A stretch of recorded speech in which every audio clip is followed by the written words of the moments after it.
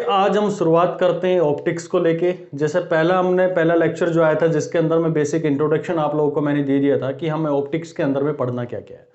ठीक है, तो आज हम शुरुआत कर रहे हैं रे ऑप्टिक्स को लेके, और रे ऑप्टिक्स को लेके हम शुरुआत जो करेंगे सबसे पहले एक क्वेश्चन के साथ में मैं आपके साथ में शुरुआत करना चाहूंगा भाई इसकी।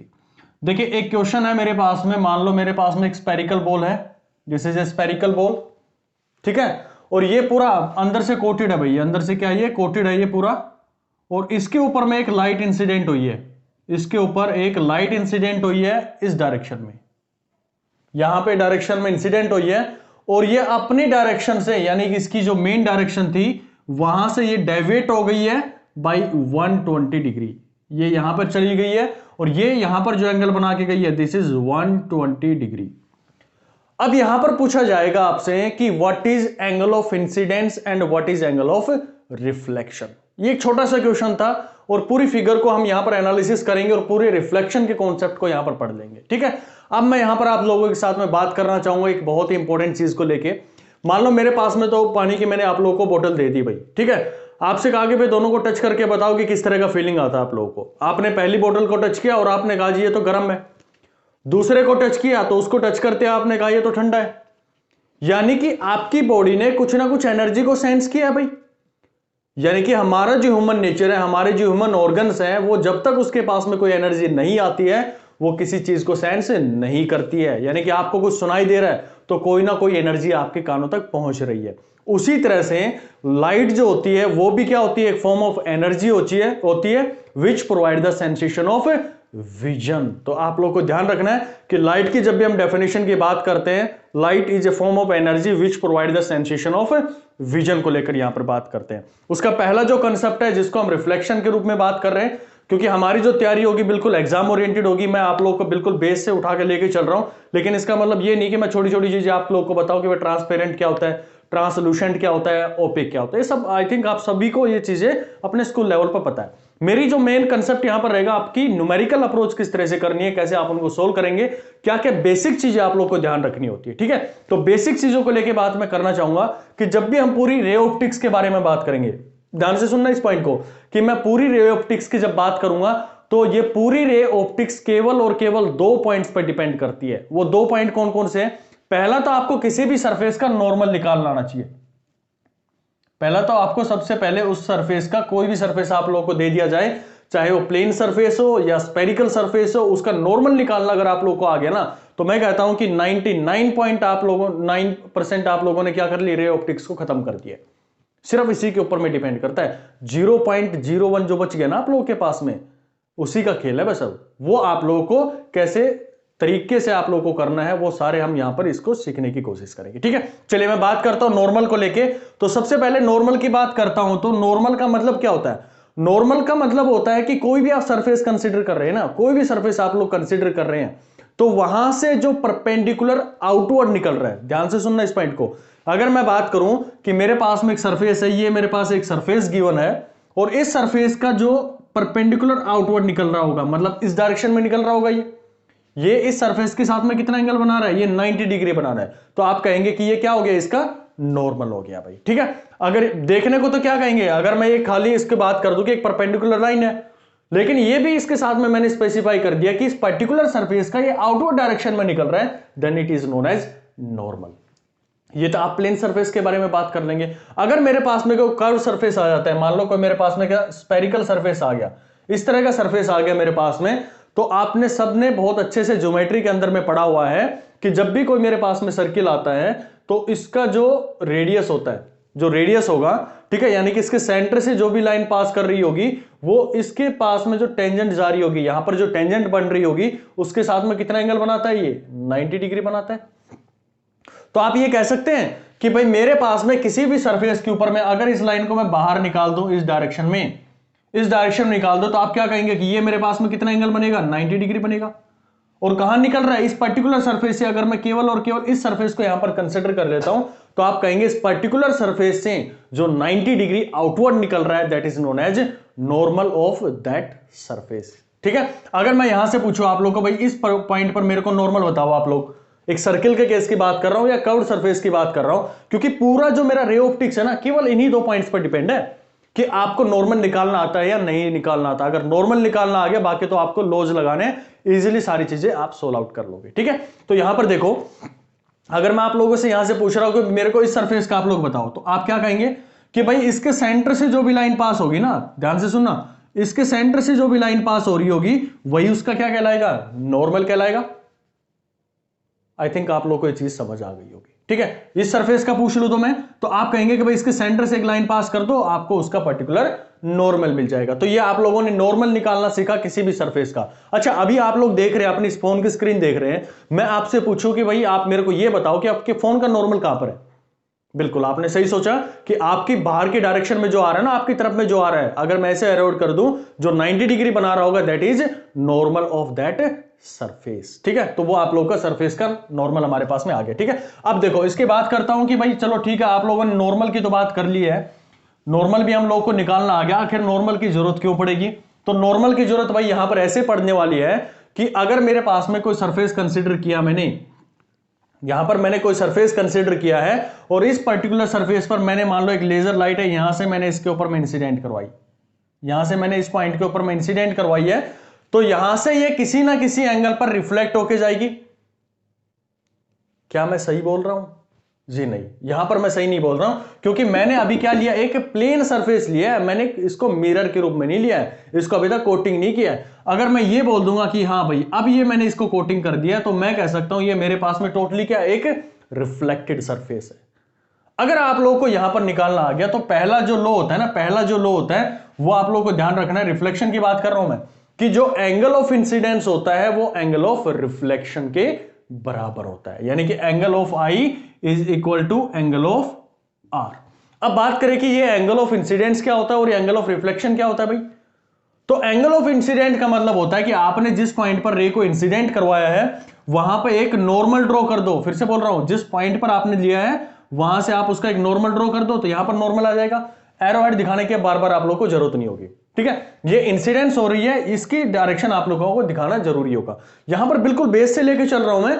आप कुछ लोगों को बहुत चीजें आती भी होंगी, एडवांस रूप में उन्होंने पढ़ भी रखा है, लेकिन यहां से गो थ्रू हो जाओगे ना आप, तो आगे की चीजें आप लोगों के लिए बहुत स्मूथ होती चली जाएंगी। कि क्या हमारे पास में एंगल ऑफ इंसिडेंस होगा, क्या हमारे पास में एंगल ऑफ रिफ्लेक्शन होगा, क्या ग्लेंस एंगल होगा, ये सारी चीजें यहां पर इन्वॉल्व करेंगे। तो ये मैंने इंसिडेंस एंगल बोल दिया कि भाई ये मेरे पास में जो इंसिडेंट रे और जो मेरे पास में नॉर्मल रे है, इन दोनों के बीच में जो एंगल बन रहा होगा वो मेरे पास में होगा angle I, that is incident ray, incident angle हो गया। अब यहां पर जो पॉइंट टकराएगा, तो फर्स्ट लॉ ऑफ रिफ्लेक्शन ये कहता है कि एंगल ऑफ इंसिडेंट, यानी जितना एंगल इसने यहां पर बनाया है वही एंगल क्या बनाएगा, ये रिफ्लेक्टेड रे के साथ में बनाएगा, यानी कि ये मेरे पास में क्या हो गया, रिफ्लेक्टेड एंगल, जिसको मैं बोलता हूं एंगल आर से। ठीक है, ये तो भाई पहला लॉ सब लोगों ने बहुत अच्छे से पढ़ रखा है। दूसरा लॉ ये कहता है कि मेरे पास में जो इंसिडेंट रे होगी, ये भाई इसकी डायरेक्शन आपको स्पेसिफाई करना जरूरी होता है कि किस डायरेक्शन हमारा जो रे है वो जा रहा है। ये मेरे पास में बोल दिया गया कि भाई ये इंसिडेंट रे है, ये मेरे पास में रिफ्लेक्टेड रे है और ये नॉर्मल रे है। तो सेकंड लॉ ये कहता है, फर्स्ट लॉ ने ये कहा कि भाई ठीक है, आप लोग मेरे पास में मिरर लिया, आपने रे जो थी वो ऐसे इंसिडेंट करवाई, मान लो सरफेस के साथ में नॉर्मल के साथ में इसने 30 डिग्री का एंगल बनाया, तो 30 डिग्री का एंगल बना के ये निकल गई। अब ये जो रिफ्लेक्ट होगी वो कहां जाएगी, क्या यहां पे ऐसे जाएगी, यहां पर भी 30 डिग्री बना सकती है आपकी तरफ में आते हुए, या फिर ऐसे अंदर की साइड में भी 30 डिग्री बना के जा सकती है सरफेस से। आपको तो सरफेस के साथ में 30 डिग्री चाहिए ना, बिल्कुल वो बना लेगी नॉर्मल के साथ में 30 डिग्री बनाते हुए।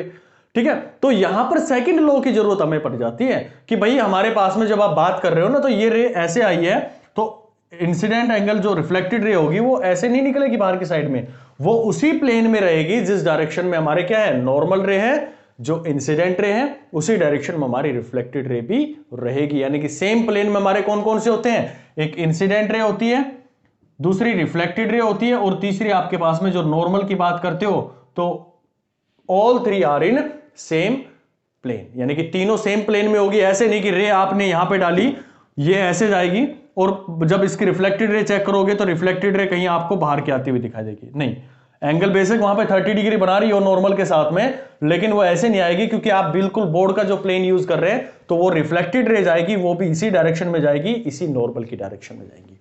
आई होप आप लोग को ये चीजें क्लियर हो गई होगी। ठीक है, कि क्या हमारे पास में फर्स्ट लॉ बोलना चाहता है और क्या हमारे पास में सेकंड लॉ बोलना चाह रहा है। ठीक है, अगर ये चीज आप लोगों को क्लियर हो गई है तो अब मैं चलता हूं अपने पहले वाले क्वेश्चन की तरफ में।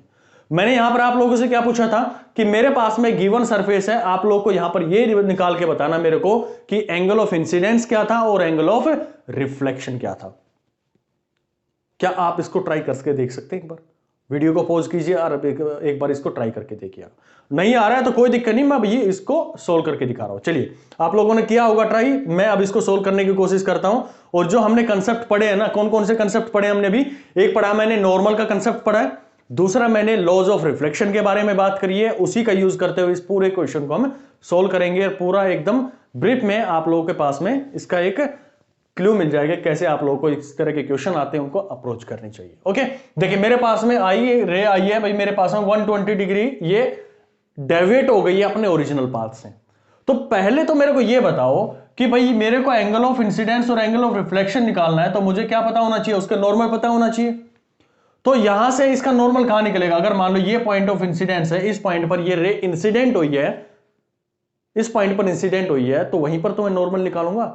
इसका नॉर्मल बताओ। तो आप सबने कहा कि भाई इसका नॉर्मल कहां होगा? जो इसके सेंटर से पास हो रही होगी लाइन, ये भाई थोड़ा सा यहां पे इसको थोड़ा सा टेढ़ा हो गया, ये बिल्कुल ये स्ट्रेट लाइन रहेगी जो कि कहां से जा रही होगी? इसके सेंटर से पास हो रही होगी। यहां तक क्लियर हुई चीज? अगर ये सेंटर से पास हो रही है भाई, तो मेरे को ये बताओ ये जो टोटल एंगल था ये 120 होता, और ये टोटल एंगल कितना बचा था मेरे पास में? This is angle 60 degree angle था ना भाई। आप लोगों ने पढ़ा होगा ना कि एक मेरे पास में स्ट्रेट लाइन है, तो ऐसे दो अगर पॉइंट बना दिए जाए तो ये और इन दोनों का सम क्या होगा? स्ट्रेट लाइन पे 180 डिग्री होगा। तो 120 डिग्री आप लोगों को यहां पे मिल गया, तो ये मेरे पास में कितना बचा? 60 डिग्री बन गया। नॉर्मल निकालना आ गया ना आप लोगों को? नॉर्मल निकालना आ गया, तो यहां से आप इजीली इसको सोल्व कर लेंगे। अब तो ये आपने कहा कि भाई एंगल ऑफ इंसिडेंस और एंगल ऑफ रिफ्लेक्शन दोनों इक्वल होते हैं, तो ये बताओ ये एंगल कितना बन जाएगा? This is 30 degree and this is 30 degree. तो आप लोगों के पास में आ गया आंसर इस क्वेश्चन का। कहां से आए आंसर इस क्वेश्चन का? आपने जब नॉर्मल के बारे में जानकारी ली तब आया।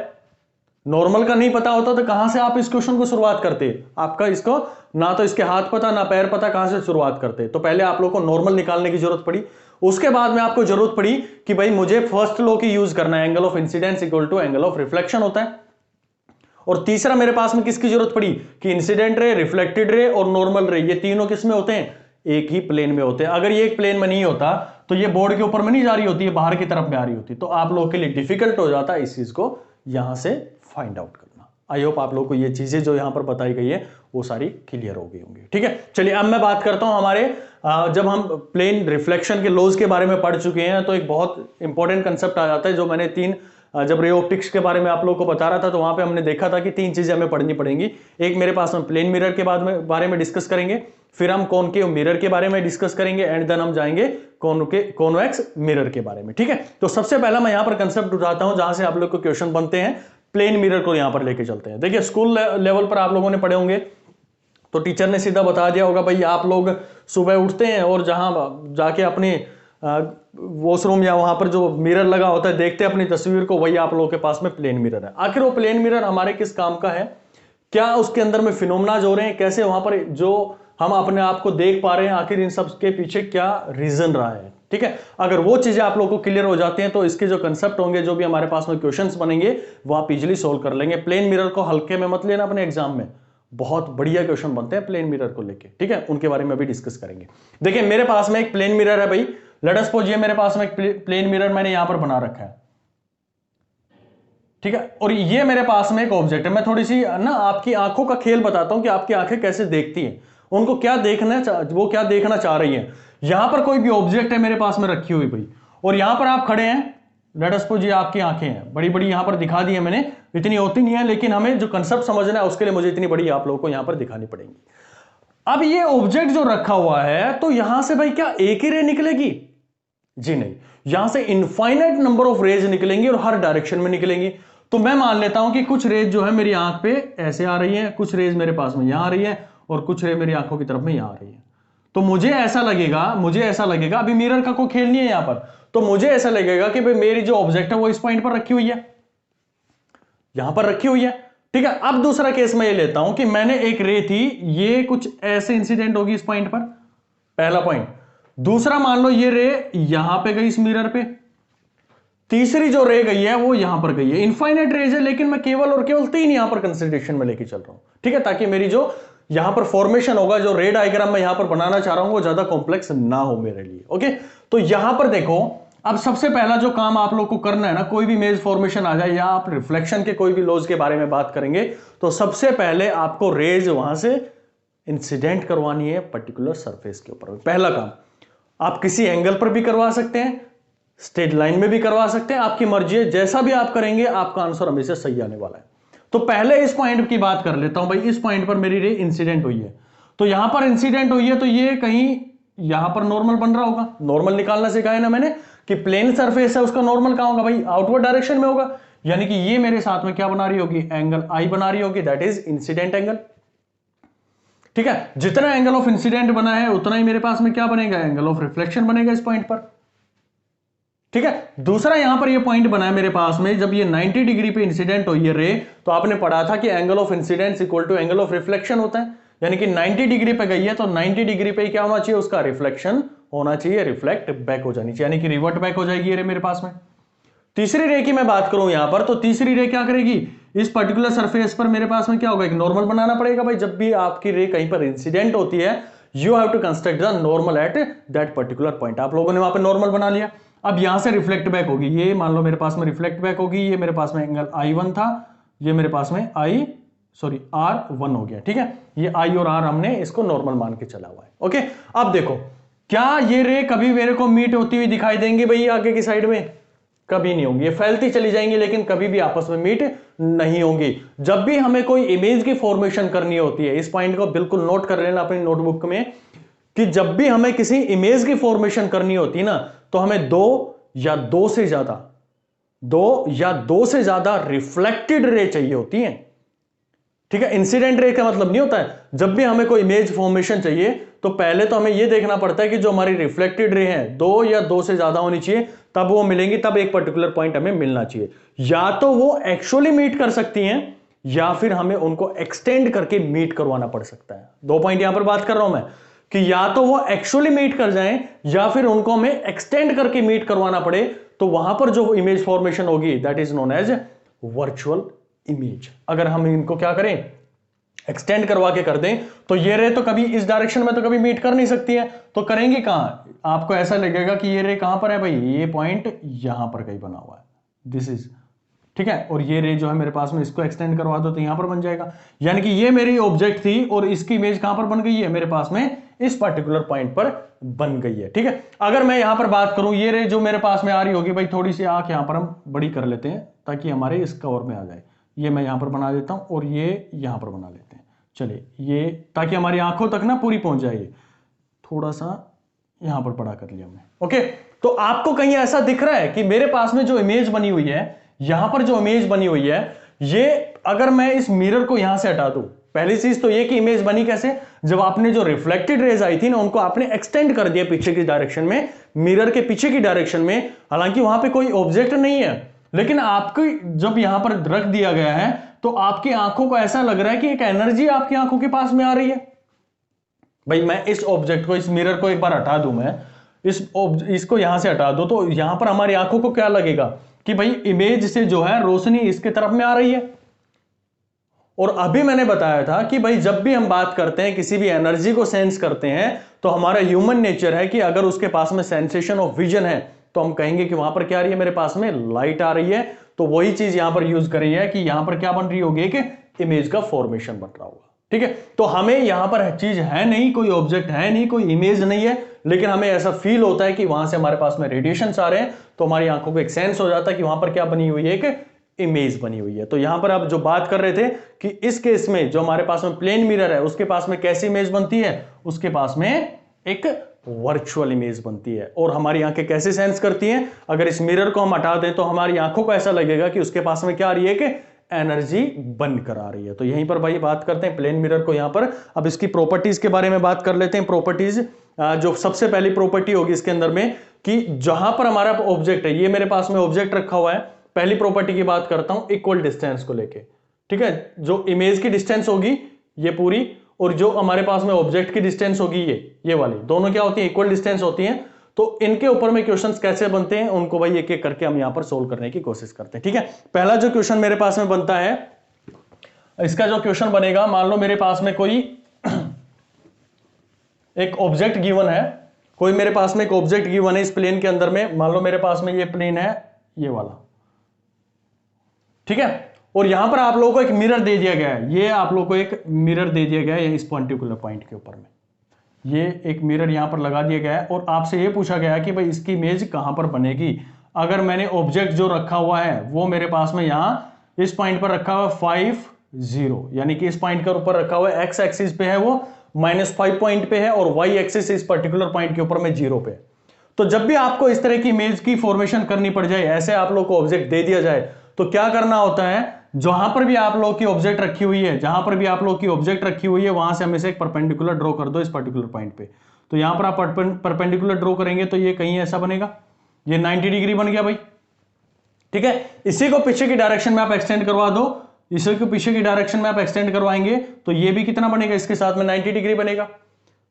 तो ये जो पॉइंट आने वाला है ना आप लोगों के पास में, ये जो इमेज की फॉर्मेशन बनेगा, यानी कि आपका जो मिरर था वो किसी एक एंगल पर रखा गया है, यहां पर किसी एंगल पर रखा गया है जो कि 5 और 0 के ऊपर में आप लोगों ने ऑब्जेक्ट रखी हुई है, उसकी इमेज फॉर्मेशन के लिए बोला जाए तो यहां पर जो भाई हमारे पास में एक्स एक्सिस पर -5 होता है, वो जब इमेज की फॉर्मेशन होती है तो ये पॉइंट बन जाता है -5, सॉरी ये बन जाएगा मेरे पास में 0 एंड -5, इस तरह का आप लोग के पास में ये एक पॉइंट बनकर आ जाएगा। अगर आप लोगों से पूछ लिया जाए कि इमेज के कोऑर्डिनेट क्या होंगे, then you can easily tell that 0 -5 रहेगा, ठीक है। चलिए इस क्वेश्चन की बात करता हूं, एक और क्वेश्चन ले लेते हैं भाई। ये मेरे पास में एक मिरर है जिसके पास में एक एंगल बना रहा है, ये 30 डिग्री का एंगल बना रहा है ये, और ऑब्जेक्ट जो मैंने रखी हुई है इस पर्टिकुलर पॉइंट पर रखी हुई है, लेट अस सपोज ये मेरे पास में जो पॉइंट है वो -2 और ये मेरे पास में 0 है, इस पर्टिकुलर पॉइंट पर मैंने ऑब्जेक्ट को रखा हुआ है। अब मेरे से पूछ लिया जाए कि भाई इसकी इमेज फॉर्मेशन करके दिखाओ, तो जब भी आपके पास में प्लेन मिरर का कोई केस आता है तो आप लोग को ये पता है कि हमारे पास में इक्वल डिस्टेंस पर क्या बनती है, इमेज बनती है। जितनी इमेज पर हमारा, जितनी डिस्टेंस पर हमारा क्या होगा, ऑब्जेक्ट रखा होगा, उतनी डिस्टेंस पर हमारा क्या बनेगा, इमेज बनेगा। तो बिल्कुल आप लोग को क्या करना है, यहां से एक परपेंडिकुलर ड्रॉ कर देना, ये परपेंडिकुलर ड्रॉ कर दिया, यानी कि जितनी डिस्टेंस आप लोग की ये निकल के आएगी वही डिस्टेंस पर क्या होगा, ये होगा हमारे पास में इमेज बनी होगी। तो ये भी पॉइंट क्या आने वाला है भाई, आप लोग के पास में यहां पर -2 0 आया था तो ये y एक्सिस में चला जाएगा और y एक्सिस में ये क्या बन जाएगा मेरे पास में 0 और 2 बन जाएगा, क्योंकि ऊपर के y एक्सिस जो आ रहा है वो पॉजिटिव आ रहा है, then you have to put down the positive value of 2। यहां पर आप लोग का ये +2 आंसर आ जाएगा, यानी कि 0 और 2 आप लोग के यहां पर कोऑर्डिनेट आ जाएंगे भाई, ठीक है। चलिए नेक्स्ट क्वेश्चन की हम बात करते हैं। नेक्स्ट क्वेश्चन के अंदर में मेरे को दे दिया जाए कि भाई मेरे पास एक इक्वी डिस्टेंस के लिए बात करूं, मैं एक ऑब्जेक्ट रखी हुई है AB, एक ऑब्जेक्ट मान लेता हूं जो कि एक एंगल बना रही है,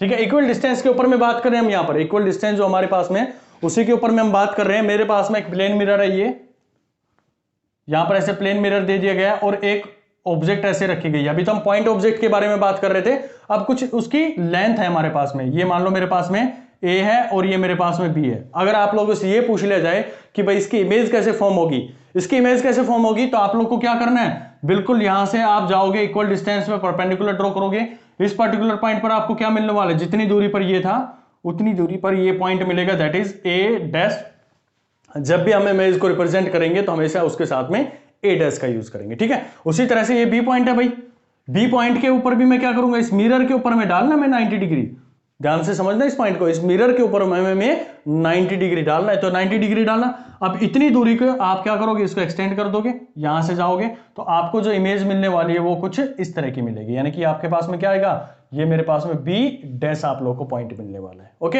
अगर ये आप लोगों को समझ में आ गया तो अब थोड़ा सा मैं इसके अंदर में ट्विस्ट करता हूं और जो ऑब्जेक्ट मेरे पास में रखी हुई थी उसको X और Y एक्सिस के ऊपर में लेके चलने की कोशिश करते हैं, ठीक है। अगला क्वेश्चन नोट करेंगे। अगला क्वेश्चन कुछ इस तरह से आएगा मेरे पास में कि मेरे पास एक कोऑर्डिनेट है, XY कोऑर्डिनेट है भाई, ये इंपॉर्टेंट क्वेश्चन बनेगा ये। अगर मेरे पास में ये XY कोऑर्डिनेट है और ऑब्जेक्ट जो है वो मैंने यहां पर ऐसे रखी हुई है भाई, ये मेरे पास में A है और ये मेरे पास में B है, इस तरह की ऑब्जेक्ट रखी हुई है, और जो प्लेन मिरर है, जो मिरर है मेरे पास में वो कहीं मैंने यहां पर रखा हुआ है भाई, ये प्लेन मिरर है जो कि मैंने इस पर्टिकुलर पॉइंट के ऊपर में रखा हुआ है। तो अब आपसे पूछ लिया जाए कि भाई इस AB ऑब्जेक्ट की इमेज कहां पर फॉर्मेशन होगी, इमेज की फॉर्मेशन आप लोगों को बतानी है, तो कैसे करेंगे इस क्वेश्चन को सोल्व। जब भी आप लोगों को ऐसा दिख रहा है कि भाई AB तो यहां पर इस पॉइंट पे है और मिरर तो मेरे पास में छोटा है, तो आप लोगों को कुछ नहीं इसके अंदर में थोड़ा सा इतना दिमाग लगा लेना कि हमारे पास में जो मिरर है वो छोटा दे रखा हो या बड़ा दे रखा हो, हमें उसको क्या करना है, एक्सटेंड कर देना है। यहां पर छोटा दे रखा है तो हम क्या करेंगे, इसको एक्सटेंडेड फॉर्म में पीछे की साइड में ले जाएंगे। कॉन्सेप्ट नंबर 2 की बात कर रहा हूं मैं।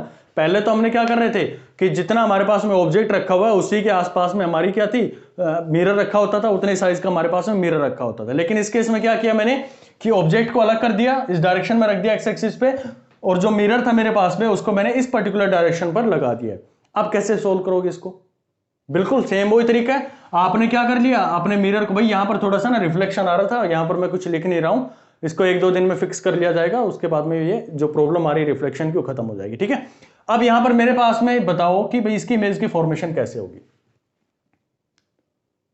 बात वही यहां पर करनी है अपने को भी कि पहले, सबसे पहले इस मिरर को क्या कर लेना है, एक्सटेंड कर लेना है। तो अब आप लोगों ने एक्सटेंड कर लिया तो आपको ऐसा लग रहा है कि भाई ये मेरे पास में क्या आ गया, एक मिरर बन गया। ये बहुत अच्छा क्वेश्चन बनता है इस तरह का। ये यहां पर मेरे पास में हाई लेवल का बस इसके अंदर में यही क्वेश्चन बनता है कंसेप्ट नंबर 2 के बाद में। इसके बाद में हम हाइट से रिलेटेड या फील्ड ऑफ व्यू से रिलेटेड चीजों के बारे में बात करेंगे। तो ये पॉइंट आप लोगों ने लिखा तो आपको पता है कि भाई आपको क्या करना है, यहां से एक परपेंडिकुलर ड्रॉ कर देना। तो यहां से आप परपेंडिकुलर ड्रॉ करेंगे इस पॉइंट का, तो यहां पर आने वाला है। फिर उतना ही परपेंडिकुलर आप लोग यहां पर ड्रॉ करेंगे, यानी कि ये जो डिस्टेंस होगी उतनी डिस्टेंस का ये बनेगा मेरे पास में। थोड़ा सा यहां पर इक्वल नहीं बन रहा है, लेकिन आप लोगों को ध्यान रखना है कि ये जो बनेगा ये दोनों क्या बनेंगे, परपेंडिकुलर बनेंगे। इस पर्टिकुलर सरफेस पर हमारे पास में 90 डिग्री के एंगल बनाते हुए बनेंगे। उसी तरह से अब मेरे को क्या करना है, बी पॉइंट का बनाना है। तो बी पॉइंट का भाई नॉर्मल खींचो आप, तो यहां पर आप बी पॉइंट का नॉर्मल डालेंगे तो इस पर्टिकुलर पॉइंट पर जाएगा।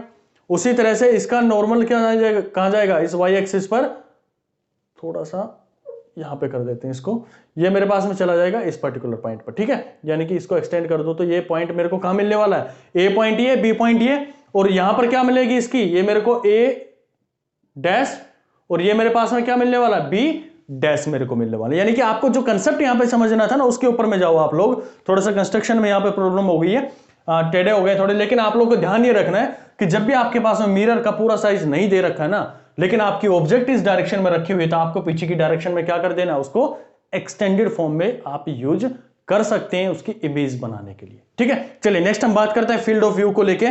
फील्ड ऑफ व्यू बहुत इंपॉर्टेंट टॉपिक है ये, जिससे हमारे काफी कंसेप्ट निकल के आएंगे, लगभग 2 से 3 कंसेप्ट यहां पे निकलेंगे। और ये जहां से हम देखेंगे कि भाई कितना हमारे पास में हाइट की जरूरत होती है मिरर की, क्या पोजीशन होती है जब हम उसके सामने खड़े होते हैं, तो क्या क्या साइज हमें रखने होते हैं। ओके, देखिए फील्ड ऑफ व्यू की बात करता हूं मैं। मान लो मेरे पास में एक मिरर रखा हुआ है, ये मेरे पास में एक मिरर रखा हुआ है, और ये मेरे पास में एक ऑब्जेक्ट रखी हुई है। तो फील्ड ऑफ व्यू निकालने के लिए, फील्ड ऑफ व्यू निकालने के लिए हमेशा और हमेशा 2 रे इंसिडेंट करवाओ। पहली तो इसके अपर एंड पे, और दूसरी कहां पर, इसके लोअर एंड पे, यहां पर होगी भाई। ठीक है, जो आपके पास है मिरर, जितना भी साइज आप लोगों को मिरर का गिवन है, उसके एक अपर साइड पे और एक उसके लोअर साइज पे आप लोगों को उसकी रे को इंसिडेंट करवा देना है। और जब इंसिडेंट करवा दिए तो आगे की कहानी आप सबको पता है भाई क्या होना है। यहां पे आपको नॉर्मल डालना है, पहला काम। यहां पर भी आपको नॉर्मल डालना है सरफेस पर। तो इन सरफेस का प्लेन मिरर है, तो आप लोग दिख रहे हैं कि इसका नॉर्मल कहां आएगा, बाहर की डायरेक्शन में आएगा। फिर आपको क्या करना है, इस पर्टिकुलर डायरेक्शन से आपको ये रिफ्लेक्टेड रे मिल गई और ये इधर रिफ्लेक्टेड रे मिल गई। तो ये जितना भी एरिया आप लोग के सामने बना है ना भाई, ये पीछे का, ये क्या है, फील्ड ऑफ व्यू है। यानी कि यहां पर मैं कहीं पर भी खड़ा होकर देखूंगा ना पीछे की साइड में, तो मुझे ये ऑब्जेक्ट दिखेगा, आराम से दिखेगा। ठीक है ना, तो यही फील्ड ऑफ व्यू का यहां पर हमारे पास में यूज होता है। इसका एक क्वेश्चन आप लोग लिख लो भाई, एक क्वेश्चन इंपॉर्टेंट बनता है इसके अंदर में, कैसे हम उसको सोल्व करके देखेंगे और क्या अप्रोच रहेगी उसको सोल्व करने के लिए। जब हम इसकी अप्रोच करेंगे ना, तो वहां से एक और छोटा सा मैथमेटिक्स का एक कंसेप्ट है, वो आप लोग को याद रखना है, और वो बार बार यूज आएगा हमारे पास में, जिसको हम सिमिलर ट्रायंगल के रूप में हम यहां पर यूज करेंगे। ठीक है, उस क्वेश्चन को लिख लेते हैं कि मेरे पास में क्वेश्चन गिवन है कि एक मिरर रखा हुआ है, एक मिरर रखा हुआ है जिसकी लेंथ है मेरे पास में 2 मीटर। इसकी मिरर की लेंथ है 2 मीटर, और ये ग्राउंड से कितनी दूरी पर रखा हुआ है, इस सरफेस से मेरे पास में 1 मीटर की ऊंचाई पर रखा हुआ है। 1 मीटर की ऊंचाई पर ये रखा हुआ है। उसके बाद में आप लोगों से पूछा जा रहा है कि एक ऑब्जेक्ट रखी हुई है, ये मेरे पास में एक ऑब्जेक्ट रख दी इसने एट पॉइंट O, ठीक है, जो कि इसकी दूरी दी गई है लगभग 2 मीटर, इसने यहां पर इसकी दूरी दे दी है भाई हम लोग को। यहां पर ये जो इसने डिस्टेंस दिया दैट इज 2 मीटर। और यहां से इस पॉइंट की बात करूं मैं, इस पॉइंट की बात करूं मैं, जो मेरे पास में इमेज इस पॉइंट की, ये कह रहा है कि 2 मीटर आप लोगों ने ये दे दिया है। उसके बाद में जो 3 मीटर पर, 3 मीटर, यहां से 3 मीटर के पास में एक पाथ बना हुआ है, यानी कि ये एक पाथ बना हुआ है 3 मीटर के डिस्टेंस पे, जहां पे कोई पर्सन है वो मूव कर रहा है भाई, यहां से एक पर्सन है वो मूव कर रहा है। तो ये पूछ रहा है कि जब ये पर्सन मूव करता करता क्या उसको हमेशा इमेज दिखेगी? जब ये यहां से ये ऑब्जेक्ट हमारी यहां पे रखी हुई है, तो ये कह रहा है कि क्या ऑब्जेक्ट की जो इमेज बनेगी इस मिरर के अंदर में वो हमेशा ऑब्जर्वर को दिखेगी? आंसर इज नो, हमेशा तो उसको नहीं दिखने वाली है। तो क्वेश्चन में ये पूछा गया है कि ये ऑब्जर्वर इस पाथ पर मूव करेगा अप एंड डाउन, तो किस पॉइंट से किस पॉइंट तक उसको वो इमेज दिखाई देगी? तो इसके लिए हमारे पास में सीधा सा मतलब है कि हमें क्या निकालने के लिए बोल रहा है, वो फील्ड ऑफ व्यू निकालने के लिए बात कर रहा है। तो फील्ड ऑफ व्यू निकालने के लिए आपको बहुत अच्छे से अभी मैंने बताया था कि जहां से भी ऑब्जेक्ट रखी हुई है वहां से आपको 2 रे इंसिडेंट करवानी है। कहां कहां पर इंसिडेंट करवानी है जल्दी से बताओ। बिल्कुल, सबसे पहली रे कहां पर जाएगी? उसके बॉटम एंड पर जाएगी, और दूसरी रे कहां जाएगी? उसके टॉप एंड पर जाएगी, यानी कि ये इसके टॉप एंड पर चली गई है, जो मेरे पास में 2 मीटर का यहां पर रखा हुआ था। ठीक है, अब जो मेरे पास में रे आएगी यहां से, जो मेरे पास में रिफ्लेक्ट होकर आएगी, ये आपको पता है इस पर्टिकुलर पॉइंट पर हमें क्या करना है? अब यहां से हमें इसका नॉर्मल ड्रॉ करना है। जब हम इसका नॉर्मल ड्रॉ करेंगे तो यहां पर मेरे पास में इसकी रिफ्लेक्टेड रे जाएगी कुछ इस डायरेक्शन में, यहां पर चली गई है। जब मैं इस पॉइंट की रे यहां पर नॉर्मल ड्रॉ करूंगा तो इसका जो जाएगा वो इस डायरेक्शन में चला जाएगा। थोड़ा सा भाई यहां पर रिफ्लेक्शन आ रहा होगा, थोड़ा सा मैनेज कर लो दोस्त। ये यहां पर मेरे पास में आ गया। ध्यान से देखना, 2 पॉइंट की बात कर रहा हूं मैं। अभी थोड़ा सा नॉर्मल इसका छोटा कर देता हूं मैं। यहां से पहला पॉइंट तो मेरे पास में क्या गया, ये मेरे पास में रे पहली मैंने इसके लोअर एंड पे डाली, अगर मैं इसको ए पॉइंट मान रहा हूं, ये मेरे पास में बी पॉइंट मैंने इसको मान लिया है, पॉइंट मान लिया मैंने, और ये मेरे पास में ऑब्जेक्ट रखी हुई है।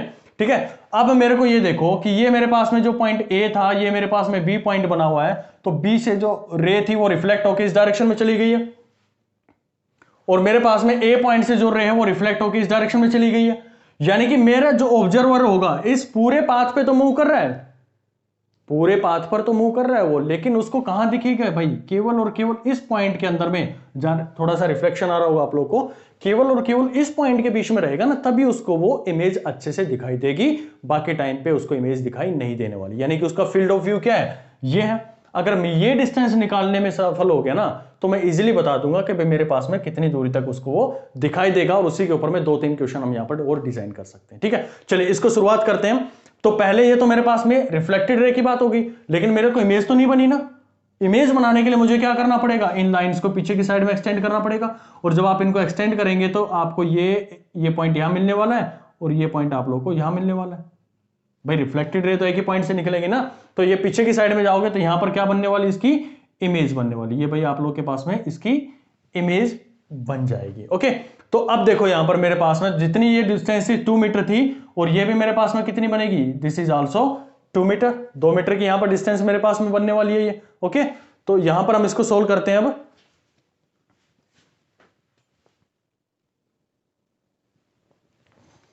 तो इसके अंदर में आप देखेंगे यहां पर जो हमारे पास में पॉइंट है, तो पहली जो यहां पर जो मैं कंसेप्ट आप लोगों को समझाने वाला हूं ना, एक मैथमेटिक्स का बहुत इंपॉर्टेंट टॉपिक है, वो यहां पर समझाने की कोशिश करता हूं।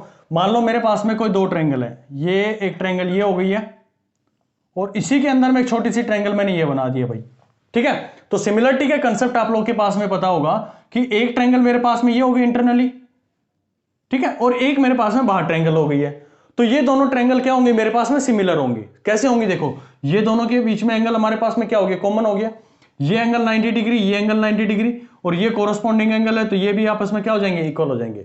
जब हमारे पास में इस तरह की कोई सिचुएशन क्रिएट हो जाती है, तो हमारे पास में इसको लिखने का तरीका ये होता है कि जो भी हमारे पास में ट्रायंगल है, स्मॉल ट्रायंगल के बारे में बात करें तो इसका जो परपेंडिकुलर और बेस, यानी कि जो कोरस्पॉन्डिंग साइड्स होंगी, ये मेरे पास में परपेंडिकुलर 1 अगर मैं मान लूं, और ये मेरे पास में पूरा इसका बेस 1 मान लूं मैं, तो आप ये कह सकते हैं कि बड़ी वाली ट्रायंगल का जो परपेंडिकुलर ओवर बेस है वो इक्वल होगा, उनका जो रेशियो होगा वो इक्वल होगा जो इंटरनल हमारे पास में ट्रायंगल है उसके। किसके? परपेंडिकुलर और बेस के, यानी कि कोरस्पॉन्डिंग साइड्स होती हैं वो, उनका रेशियो हमारे पास में क्या होता है? सेम होता है। ठीक है, उसी कॉन्सेप्ट को मैं यहां पर यूज करूंगा। ध्यान से देखना जो चीज यहां पर बनाना चाह रहा हूं, क्योंकि इस क्वेश्चन से निकल के ना आपके 2-3 कंसेप्ट निकलते हैं। ठीक है, तो इंपॉर्टेंट है ये प्लेन मिरर का, यही एक बहुत इंपॉर्टेंट कंसेप्ट यहां से निकल के आता है फील्ड ऑफ व्यू को लेके। ओके, तो मेरे पास में 2 ट्रायंगल दिख रही है भाई, मुझे मेरा अल्टीमेट रोल यहां पर क्या है, मेरा अल्टीमेट मोटिव है कि मैं यहां से इसको निकाल लूं भाई, ये जो डिस्टेंस आप लोगों को थोड़ी रिफ्लेक्शन के अंदर में दिख रही होगी ना, जो उसका फील्ड ऑफ व्यू है उसको मैं निकालने की यहां पर कोशिश करता हूं।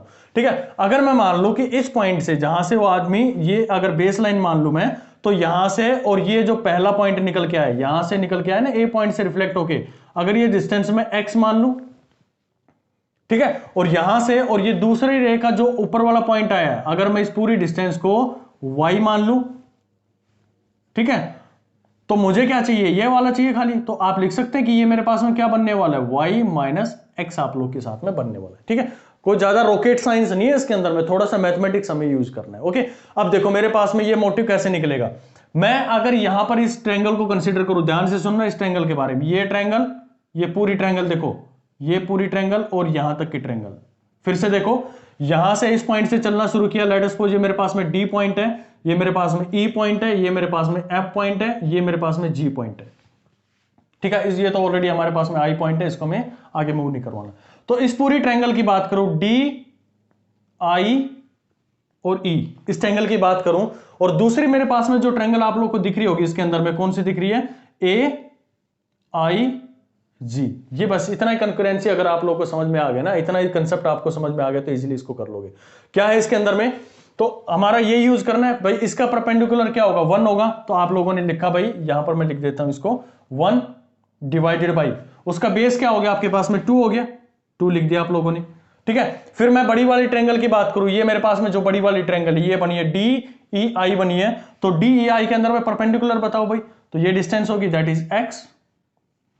ठीक है, फिर मेरे पास में जो बेस है, बेस क्या बना भाई 3 ये था, क्योंकि इसने दे रखा था कि ऑब्जेक्ट से 3 मीटर की दूरी पे क्या एक पाथ है, तो 3 ये हो गया, 2 ये हो गया और 2 ये हो गया, यानी कि 3 2 5 और प्लस में 2 दैट इज 7। तो आप लोगों के पास में टोटल कितना आ गया, 7 आ गया। तो x की वैल्यू यहां से कितनी आ गई आपके लोगों के पास में, 3.5 आप लोगों के पास में आ गई। ठीक है, ये 7 इधर जाएगा, 2 यहां से डिवाइड होकर इसके पास में 3.5 बन जाएगा। ठीक है, ज्यादा कुछ रॉकेट साइंस नहीं है इसके अंदर में, बेसिक मैं कंसेप्ट समझा रहा हूं, इसलिए आप लोग को यहां पर थोड़ा सा ज्यादा टाइम लग रहा होगा, लेकिन एक बार समझने के बाद में कैसा भी आप लोगों के सामने क्वेश्चन घुमा के दे देना एग्जामिनर, आप इजीली उसको कर लोगे। ठीक है, अब मैं बात करता हूं बड़ी वाले ट्रायंगल की। मेरे को एक ट्रायंगल यहां से भी दिख रही होगी भाई, ये मेरे पास में एक ट्रायंगल जा रही है।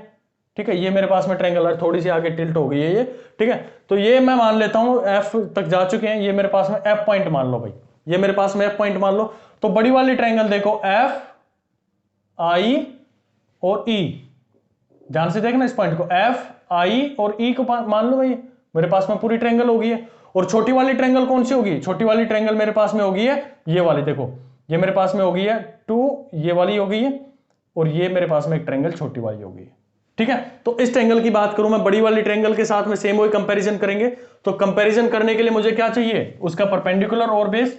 तो इसके पूरे परपेंडिकुलर की बात करें तो क्या है मेरे पास में, y है, और इसका बेस कितना होगा, 3 2 5 प्लस में 2 दैट इज 7, आप लोग के पास में 7 आ रहा है। और इसके अगर परपेंडिकुलर इस वाले केस की बात करूं तो 2 तो भाई मिरर की लेंथ दे रखी थी, और 1 यहां पर क्या दे रखा, उसने जो गैप दे रखा था वो, यानी कि ऊपर क्या हो गया 3 हो गया, और डिवाइडेड बाय कितना हो गया 2 हो गया।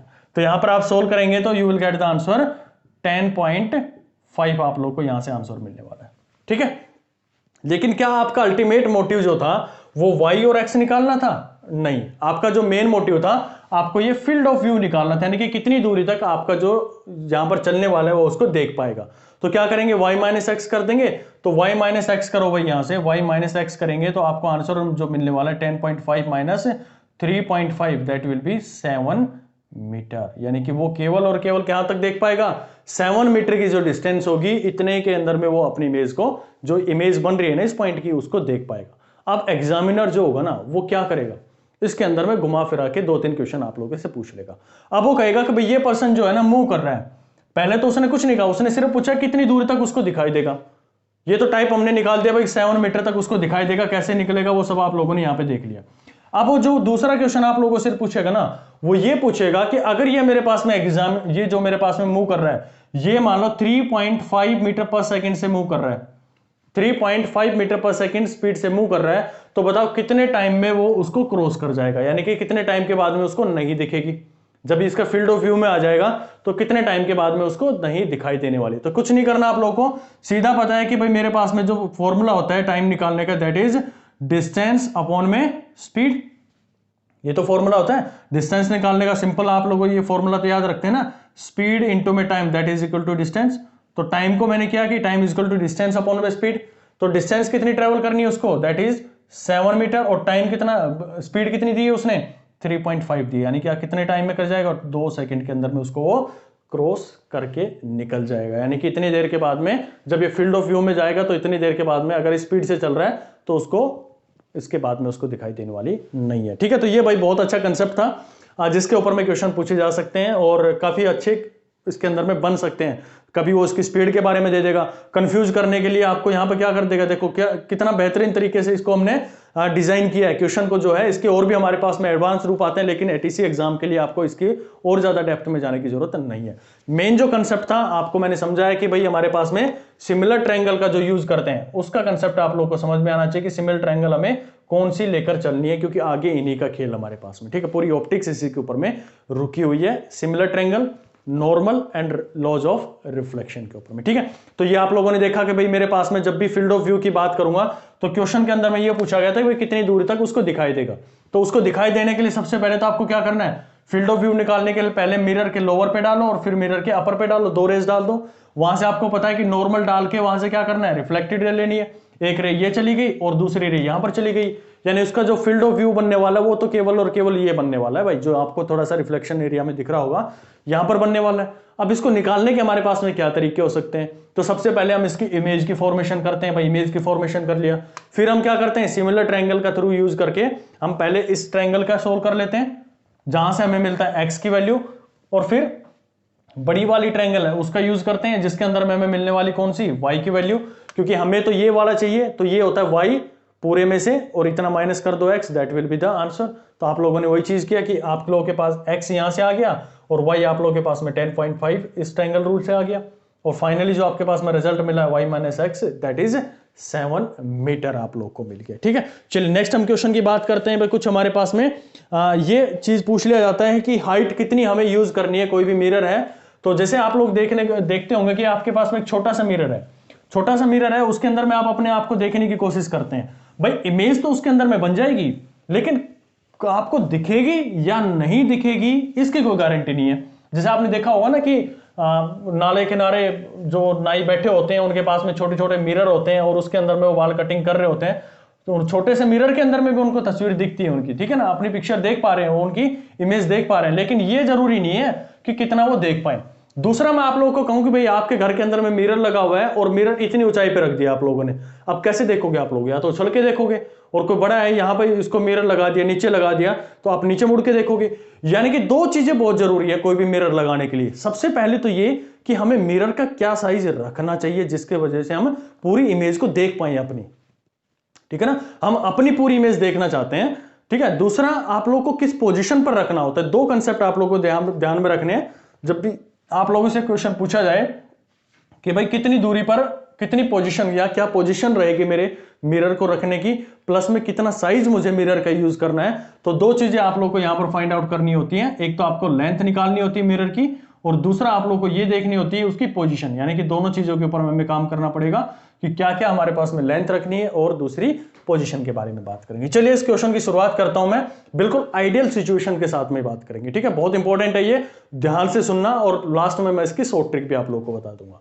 ये मेरे पास में एक मिरर है भाई, ये मेरे पास एक यहां पर मिरर यूज कर रहा हूं मैं, प्लेन मिरर यूज कर रहा हूं मैं, प्लेन मिरर का यूज करके हम यहां पर इमेज की फॉर्मेशन करना चाह रहे हैं, और ये यहां पर इतनी दूरी पर मान लो कोई एक डी डिस्टेंस है, वहां पर मैं खड़ा हुआ हूं, कोई पर्सन है जिसकी हाइट है h सेंटीमीटर यूज कर रहा हूं। अगले जो क्वेश्चन आएगा उसके अंदर में न्यूमेरिकल वैल्यू भी हम रखते हुए इसको सोल्व करेंगे। ठीक है, ये मेरे पास में एक ऑब्जेक्ट है जिसका ये मान के चल लिया हमने कि इसका जो आंखें हैं बिल्कुल टॉप एंड पे, यानी कि जहां पर हम बात कर रहे हैं हमारे टॉप के ऊपर में उसकी आंखें हैं, उसी के थ्रू वो देख पा रहा है, उससे ऊपर कुछ भी नहीं है।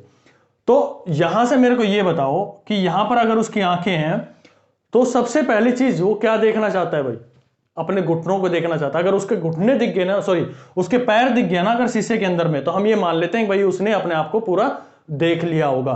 तो सबसे पहली रे जो आपको करवानी इंसिडेंट, जब भी इस तरह के क्वेश्चन आते हैं कि कितनी हाइट लेनी है हमें, कितना उसकी पोजीशन लेनी है, तो ये आप लोग को ध्यान में रखना है कि ये पहली रे कहां से जाएगी, ये उसके घुटनों से, उसके पैर से उसे जाएगी यहां पर, सॉरी उसके पैरों से निकल के जाएगी। पहली रे जो होगी वो इंसिडेंट होगी कहां पर, उसके मिरर के ऊपर में होगी, और ये जो रे है इसको दिखना चाहिए तो कहां पर जानी चाहिए, रिफ्लेक्ट होने के बाद में यहां पर इंसिडेंट हुई है ये इस पर्टिकुलर एंगल पर, ठीक है। जब यहां से जाएगी तो इसकी आंखों में जानी चाहिए, और इसकी आंख कहां भाई, बिल्कुल आप लोगों ने कहा कि उसके टॉप एंड पे, तो ये रे वहां पर चली गई भाई, ठीक है। यानी कि आप कह सकते हैं कि अगर मैं नॉर्मल यहां से निकाल दूं तो ये नॉर्मल कहीं यहां पर जाकर इसके ऊपर में इंसिडेंट हो रहा होगा, जहां पर ये कितना एंगल बना रहा होगा यहां पर, क्योंकि ये दोनों पैरेलल हैं, it will also make 90 degree. यहां पर भी कितना बन रहा होगा, 90 डिग्री बन रहा होगा, क्योंकि ये एंगल हमारे पास में, ये एंगल जो है वो एंगल ऑफ इंसिडेंस है, और वही हमारे पास में क्या होगा, एंगल ऑफ रिफ्लेक्शन होगा, ठीक है। ये मेरे पास में कॉमन हो गई है, तो आप कह सकते हैं एंगल साइड एंगल कॉन्करेंसी यहां पर आ गई है।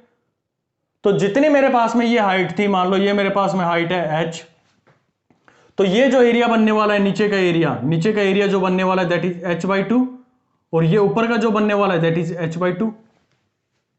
भाई अब लोग मेरे को ये बताओ कि आपका जो मिरर है, क्या नीचे वाले मिरर की कोई जरूरत पड़ रही है आप लोगों को? आंसर इज नो, क्योंकि उसके जो घुटने हैं, उसके जो पैर हैं, वो यहां तक अपनी इमेज इजीली बना पा रहे हैं जहां तक आप लोग, आपकी आंखों तक वो जाकर जो रे है वो टकरा जाए, ठीक है। यानी कि यहां से जो रे निकली है वो उसके पैरों से निकली होगी, यानी कि नीचे का मिरर हम खत्म भी कर दें ना, ये नीचे का मिरर जो हमारे पास में खत्म कर दें, तो भी हमें वो इमेज जो है उसके पैरों की बहुत इजीली दिखाई देने वाली है। तो आप कह सकते हैं कि पहली चीज कि उसकी जो पोजीशन होगी वो कहां तक होगी भाई, उसकी जो पोजीशन आप लोगों को रखनी है दैट इज h/2। अगर आप खड़े हुए हैं ग्राउंड के ऊपर में, तो आप मान लो यहां पर खड़े हुए ग्राउंड के ऊपर में, तो जो आपकी हाइट है ना, उसकी आधी हाइट के ऊपर भी आप लोग रखोगे ना मिरर को, तो भी आप उसको इजीली देख पाओगे, अपनी इमेज को, अपने पैरों को वहां पर देख पाओगे, ठीक है। अब मैं अपर एंड की बात करता हूं, तो अपर एंड कहां तक है भाई इसका, ये वाला अपर एंड हो गया, ये वाला अपर एंड हो गया। तो मिरर की लेंथ ये बची मेरे पास में खाली, क्योंकि ये कंकरेंसी के थ्रू हमने बता दिया ना कि भाई ये साइड इसके इक्वल, ये कॉमन साइड होगी है, तो सारी ये साइड इसके साइड इक्वल होगी है, ओके। तो ये साइड और ये साइड इक्वल होगी है, तो ये h/2 है, तो ये भी हमारे पास में क्या हो गया, इसके नीचे वाला ये भी h/2 हो गया, ठीक है। ये इसके पैरेलल है, तो ये क्या होगा कि भाई h/2 हो गया, यानी कि h/2 हाइट से अगर आप लोगों ने ऊपर रख दिया तो भी आप उसको इजीली देख पाओगे। लेकिन मुझे तो मेन अल्टीमेट था कि क्या लेंथ मुझे यूज करनी है, तो लेंथ आप लोगों ने देखा कि भाई जितना मिरर यहां पर था, जितनी हाइट ये थी, उतना ही यहां पर आ रहा है, तो आप कह सकते हैं कि मिरर की जो लेंथ रहने वाली है दैट इज ऑल्सो h/2, ठीक है। तो लेंथ ऑफ मिरर इस पर्टिकुलर केस के अंदर में कितनी हमें यूज करनी है, ये भी h/2 होगी, और पोजीशन क्या होगी, इसकी भी h/2 होगी। ये तो था मेरे पास में आइडियल केस। अब मैं थोड़ा सा इसको प्रैक्टिकल केस की तरफ में लेके जाने की कोशिश करता हूं, ठीक है। ये आप लोगों को समझ में आएगी कैसे हमने h/2 और h/2 यहां पर इसको यूज कर लिया, ठीक है। चलिए नेक्स्ट की बात करता हूं, थोड़ा सा प्रैक्टिकली इसको सोचने की कोशिश करते हैं, और प्रैक्टिकली सोचते हैं एक न्यूमेरिकल का यूज करके। मान लो मेरे पास में कोई एक मिरर है, ये ग्राउंड सरफेस से, ध्यान से देखना भाई इस पॉइंट को ना, बहुत इंपॉर्टेंट है आपके एग्जाम डेटा के लिए, यहां से क्वेश्चंस बन सकते हैं। ये मेरे पास में प्लेन मिरर हो गया, यहां पर मैंने इसके प्लेन मिरर लगा दिया भाई, ये वाला, ठीक है।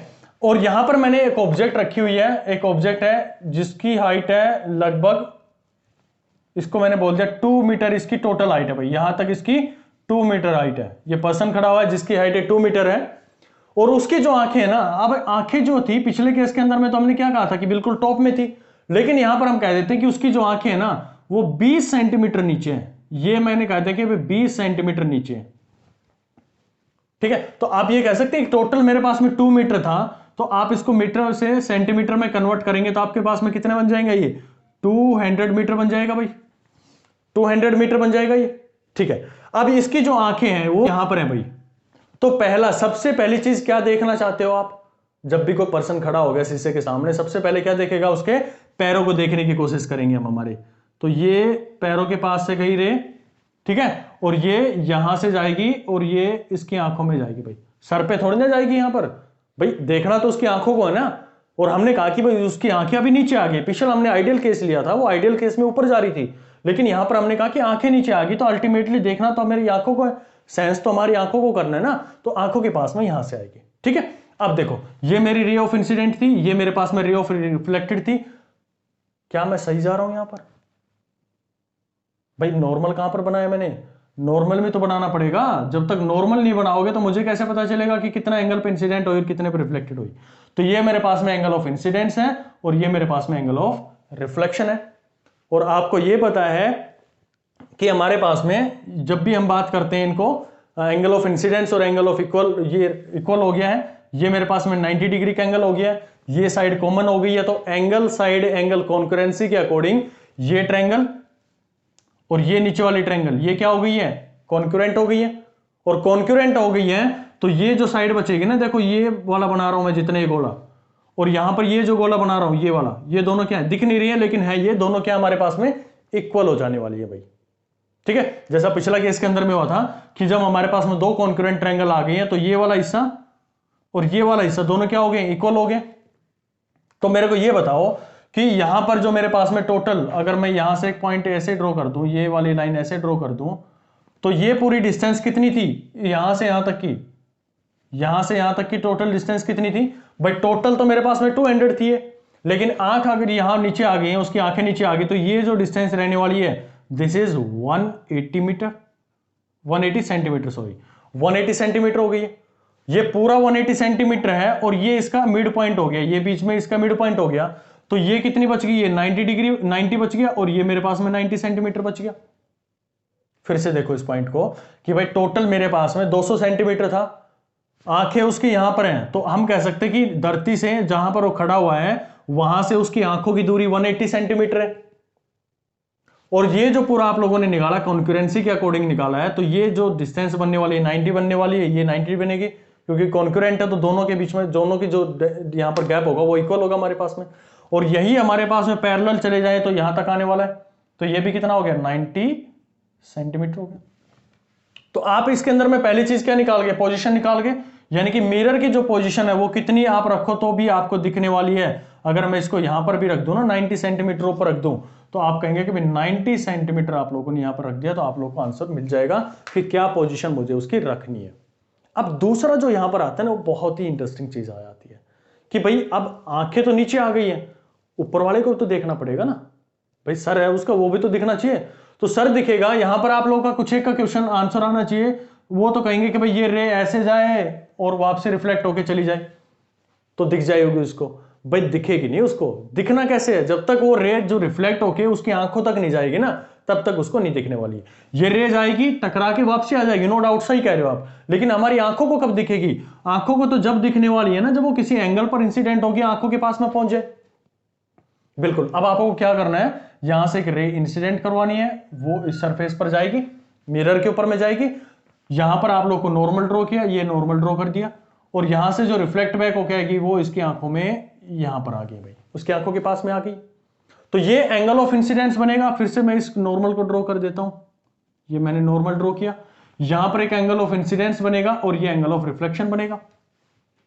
ठीक है, ये टोटल डिस्टेंस बताओ मेरे को कितनी थी, मेरे पास में 20 है, ये भाई जो छोटी सी आप लोगों को दिख रही है ये 20 सेंटीमीटर है। ठीक है, अब ये 20 सेंटीमीटर है, तो ये मेरे पास में एंगल इक्वल, ये एंगल इक्वल, ये एंगल 90 डिग्री, ये एंगल 90 डिग्री। ठीक है, ये मैं बोल देता हूं P Q R, P Q R triangle की बात कर रहा हूं भाई मैं आप लोगों के साथ में। तो ये मेरे पास में 90 डिग्री और ये 90 डिग्री, ये angle I equal to angle R हो गया, और ये मेरे पास में कॉमन हो गई है, तो आप यहां पर कॉन्करेंसी लगा सकते हैं, एंगल साइड एंगल की कॉन्करेंसी। ठीक है, तो यहां पर जो मेरे पास में 20 था, तो ये साइड ये वाली और ये नीचे वाली साइड इसकी जो छोटी सी बन रही है, ये दोनों इक्वल होंगी, यानी कि आप कह सकते हैं कि ये भी 10 सेंटीमीटर और ये भी 10 सेंटीमीटर। तो मेरे को ये बताओ कि ये जो टोटल यहां पर डिस्टेंस बनने वाली है, ये जो टोटल डिस्टेंस बनने वाली है दिस इज 10 सेंटीमीटर, और मिरर का ये यहां पर जो 90 से 90 डिग्री चल रहा था, ये मेरे पास में कितना हो गया, 90 सेंटीमीटर हो गया, ये मेरे पास में 90 सेंटीमीटर हो गया। ये 90 सेंटीमीटर कहां से आया था, जो पिछला आंख तक का जो पैर देखने के लिए मुझे जो मिनिमम पड़ रहा था ना, वो 90 सेंटीमीटर यहां से आया था, और 10 सेंटीमीटर जो सर के ऊपर की बात कर रहा हूं ना, जो आपकी आंखों के ऊपर की बात कर रहा हूं, तो वहां पे भी हमें कॉन्करेंसी लगानी है ना, अगर रे सीधी होती तो वापसी आ जाती वो, तो ये आपके पास में क्या आ गया, 10 सेंटीमीटर आ गया। तो टोटल आप लोगों के पास में कितना हो गया, अगर मैं मिरर की लेंथ की बात करूं तो मुझे कितने की जरूरत है, 100 सेंटीमीटर की जरूरत है। ठीक है, अब यहां पर मैं शॉर्ट ट्रिक यहां पर बताने की कोशिश करता हूं आप लोगों को। देखो, जब भी आप लोगों के पास में ये पूछ लिया जाए, कोई भी मिरर आप लोगों को दे दिया जाए और वहां पर ये बोल दिया जाए कि वो इतनी उसकी हाइट है, इतनी पोजीशन है, तो आपको क्या करना है, सीधा सीधा जब भी लेंथ निकालने के लिए बोल दिया जाए, तो आपको कहीं ऐसा दिख रहा है कि लेंथ जो आई है मेरे पास में वो 100 सेंटीमीटर आई है, यानी कि जो आपकी बॉडी थी यानी कि 200 मीटर थी उसी का हाफ मेरे पास में आ गया है।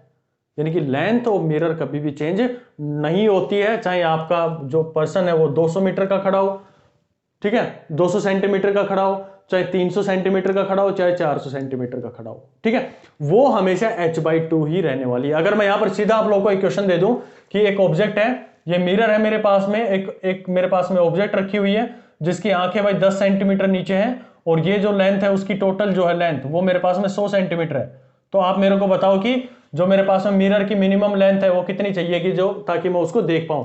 तो आपका सीधा आंसर क्या होना चाहिए, 100 डिवाइडेड बाई 5, क्योंकि हमें 100 divided by 2 that is 50 centimetre, क्योंकि आपको सबको पता है कि जब भी हमारे पास में मिरर होगा तो उसको देखने के लिए हमें उसका हाफ कर देंगे, वही हमारे पास में क्या रहने वाली है, उसकी लेंथ रहने वाली है। ठीक है, चलिए अब मैं बात करता हूं आप लोगों के साथ में कौन सा दूसरी हमारे पास में पोजीशन को लेके। जब भी आप लोगों के साथ में पोजीशन को लेकर हमारे पास में कोई क्वेश्चन पूछ लिया जाए तो सीधा याद रखना, इसको सोल्व करने का सीधा तरीका आप लोगों को मैं बता देता हूं कि जो भी आप लोगों के पास में पोजीशन का क्वेश्चन दे दिया जाए तो जो ओरिजिनल लेंथ है यानी कि हमने क्या यूज किया 200, जो ओरिजिनल लेंथ थी वो माइनस में उसकी आंखों की पोजीशन क्या दी गई है, इसके अंदर में 20 दी गई है आई पोजीशन, और डिवाइडेड बाय आपको कितना कर देना है 2 कर देना भाई, तो आपको क्या मिलने वाली उसकी पोजीशन मिल जाएगी that is 180 divided by 2 that is 90 centimetre.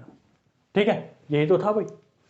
इस केस पे आ जाओ, इस केस के अंदर में आप लोगों को क्या दिया गया है 100 सेंटीमीटर दिया गया है, तो आप लोगों ने पोजीशन लेंथ तो निकाल दी कितनी 50 सेंटीमीटर आ गई है, उसकी क्या निकालनी है अब आप लोगों को जो पोजीशन निकालनी तो क्या करोगे, टोटल लेंथ कितनी दी थी मेरे को 100 दे रखी है भाई, माइनस में आंखों की पोजीशन कहां पर दे दी उसने 10 सेंटीमीटर नीचे दे दी है, डिवाइडेड बाय कितना करना आप लोगों को 2 करना, यानी कि आप लोगों को मिलने वाला 90 divided by 2 that is 45 centimetre. यानी कि ये क्या होगी आपकी पोजीशन होगी कि आप अपनी धरती से यानी कि जो सरफेस है उससे कितना ऊपर इसको रख सकते हैं। तो भाई ये बहुत इंपॉर्टेंट जो दो कंसेप्ट थे आप लोगों के एग्जाम के लिए, उनको हमने दोनों तरीके से सीखा है कि कंसेप्चुअली कैसे हम उसको अप्रोच करेंगे और शॉर्ट ट्रिक के थ्रू हम कैसे उसको यूज करेंगे। देखिए कभी भी ना किसी चीज का कोई शॉर्टकट नहीं बनता है, शॉर्टकट बनता है जब भी आप उसके लॉन्ग कट मेथड से जाते हो। पहले आपको लॉन्ग कट पढ़ना पड़ेगा, उसके बाद में आपको उसके शॉर्टकट के ऊपर में जाना पड़ेगा। ठीक है, ये तो था प्लेन मिरर को लेके। इसके बाद में हम दो इसके छोटे छोटे कंसेप्ट और रखें, कुछ वेलोसिटी अगर उसको दे दी जाए और किसी एंगल पे प्लेन मिरर्स को हम रख दें तो कितनी इमेजेस वहां पर फॉर्म होगी। ठीक है, वो हम नेक्स्ट क्लास के अंदर में देखेंगे और उसके बाद में हमारा प्लेन मिरर पूरा जो खत्म हो जाएगा, फिर हम कॉन्वेक्स मिरर और हमारे पास में कॉनकेव मिरर के बारे में बात करेंगे। आई होप आप लोग को चीजें समझ में आई होंगी। आप इन्हीं चीज को एक दो बार और रिपीट करेंगे, एक दो बार इन वीडियोस को देखेंगे। अगर कहीं पर भी डाउट आता है आप मेरे से पूछ सकते हैं उसको लेके। ठीक है, कमेंट बॉक्स में डालिएगा, इंस्टाग्राम का आप लोगों को दे दिया गया लिंक, वहां पे आप उससे पूछ सकते हैं। और हम कोशिश करेंगे कि भाई आप लोग के लिए जो है ना, जैसे हमारे पास में फिजिक्स का एक टॉपिक कंप्लीट हो जाता है, मान लो प्लेन मिरर का हमारे पास में कंसेप्ट पूरा हो जाता है, तो उसके बाद में उसका एक न्यूमेरिकल का पोर्शन आप लोग को तुरंत प्रोवाइड करवा दिया जाए और 2 या 3 दिन के बाद में उसका सॉल्यूशन आप लोग को प्रोवाइड कर दिया जाए। एक फैकल्टी है हमारे आकाश इंस्टीट्यूट की, साथ में थे मेरे, तो उन्हीं को मैंने अभी थोड़ा सा, क्योंकि मेरे पास में इतना टाइम हो नहीं पाता जॉब के साथ साथ में, तो उनको मैंने बोला है कि थोड़ा सा आप सहयोग दें इन चीज़ों को लेके, क्योंकि एग्जाम हमारा क्या बहुत पास आता जा रहा है। लगभग जनवरी में तो इसके फॉर्म आपके लगभग खत्म हो जाएंगे फिल होने, और उसके बाद में एग्जाम का ये मानो कि 1 से 1.5 महीना उसके बाद में आपका एग्जाम होने के चांसेस हैं। ठीक है, यानी कि अप्रैल के आसपास में आप मान सकते हो कि आपके एग्जाम हो जाएंगे। तो हम कोशिश करेंगे कि फटाफट आप लोग के वहां पर सॉल्यूशन हम आप लोग को प्रोवाइड करते हैं। कहाँ पर मिलेंगे, कैसे आप लोग को सोर्स पे जाना पड़ेगा, वो आपसे सब चीज़ों को उसके बारे में इंटीमेट कर दिया जाएगा। ठीक है, चलिए मिलते हैं फिर नेक्स्ट क्लास के अंदर में, जिसके अंदर में बात करेंगे और न्यूमेरिकल्स को लेके। तो न्यूमेरिकल्स ही आप लोग के लिए बहुत इंपॉर्टेंट है, न्यूमेरिकल्स को अप्रोच करना। एट द लास्ट जब आप लोग ऑप्टिक्स कंप्लीट करोगे ना, तो आपके पास में इतने बल्क में आप लोग के पास में न्यूमेरिकल होंगे कि क्वेश्चन कैसे भी आप लोग को एग्जामिनर घुमा के दे देना, आप इजीली उसको कर लोगे। ठीक है, तो आप लोगों ने लॉन्ग कट मेथड भी पढ़ा, फिर आप लोग को मैंने शॉर्टकट मेथड भी पढ़ाया। शॉर्टकट पढ़ाने के लिए आप लोगों ने क्या देखा कि भाई जब भी हमें लेंथ निकालनी होती है मिरर की, तो सीधा h/2 यानी कि जो पोजीशन दे रखी है वो कर दो, और जब आप लोग को पोजीशन निकालने के लिए बोल दिया जाए तो आपको क्या करना है, फुल लेंथ यानी कि जो भी आपके पास में ऑब्जेक्ट की लेंथ है वो दे रखी है, और पोजीशन ऑफ आई कहां पर है वो कर दो और डिवाइडेड बाय 2 कर दो, you will get the answer. ठीक है, चलिए मिलते हैं, थैंक यू सो मच।